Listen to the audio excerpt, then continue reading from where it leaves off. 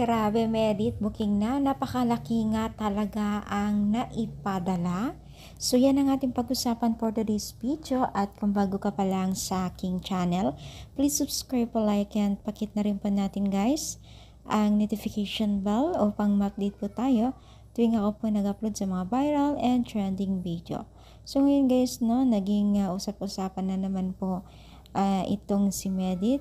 Di umano itong mga pinapadalang pera sa kanya at ikinagulat ng nakakarami dahil hindi sila makapaniwala sa kanilang nakita o narinig na sinabi po ng isang sponsor niya na humigit kumulang or mahigit 300,000 plus ang kanya daw ay di umano na naipinadala.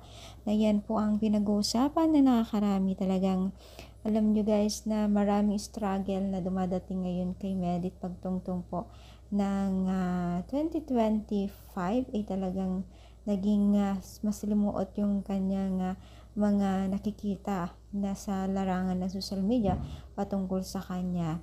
Yun yung mga dahilan kung bakit ngayon ay hindi nakakaintindihan ng mga ilang netizens dahil po sa mga iba't ibang komento at mga iba't ibang sinasabi na di umano itong si Medit ay kesyo ganyan ganito.